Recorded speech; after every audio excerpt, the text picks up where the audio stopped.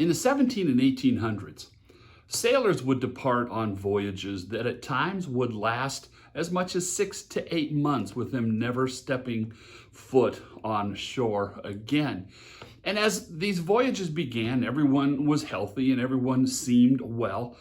But as the voyages continued, there was a disease that was very common and very much expected that would occur. What would happen is they would begin having mouth sores and problems with their teeth, and then their legs and things would begin to swell, and at times even injuries that had once healed up would break back open again and become weak, and at times the disease would even be fatal.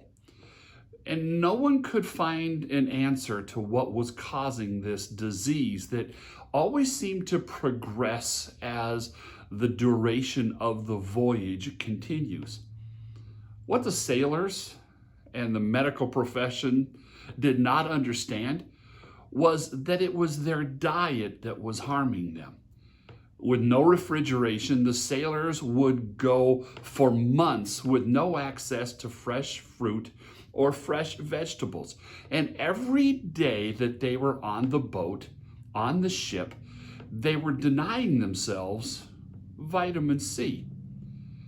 And what's remarkable is that a simple meal of broccoli would have solved their problems, because broccoli is so very, very high in vitamin C. So is kale, but I wasn't about to go to the store and buy kale, okay? So this will be my part of my dinner later on today as I get some of my own vitamin C. See, the sailors' bodies for a while could go with no vitamin C, built upon the reserves that they had built up. But as time passed, the deficiency of the vitamin C began to take its destructive toll on them. Now, for all of us, a short lack of vitamin C, it's not a problem. We probably don't even notice it and think about it, but when that malnourishment persists, it becomes surprisingly damaging.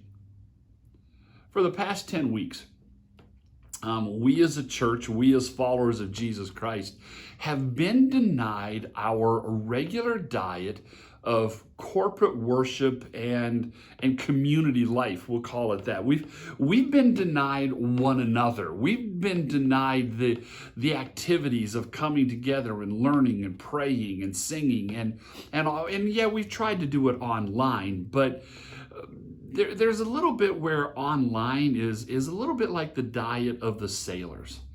It will feed us and we'll survive, but it misses some of the important nutritional elements that we need to stay healthy and keep our souls well before Christ. Most of us have done well, but the danger is that as time extends, we will begin to see the effects of this distancing, this malnourishment on our souls.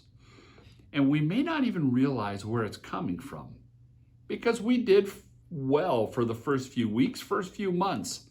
And so we just presume that all is good until we start to run out of what God has for us. Hebrews chapter 10, verse 24 through 25 says this. It says, "Stir up one another to love and good works." We've been missing that. "Not neglecting the meeting of yourselves together." Now, we haven't had a choice in that, but rather encouraging one another.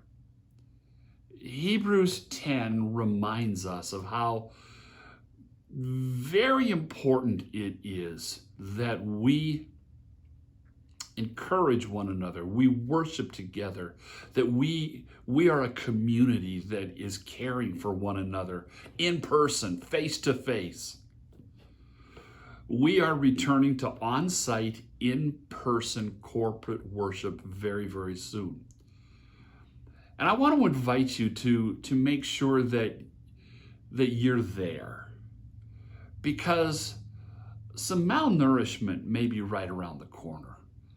And our souls need one another. Our soul needs worship. Our souls need singing and prayer and God's word and all of those things that happen. And we've gone for a while and been okay.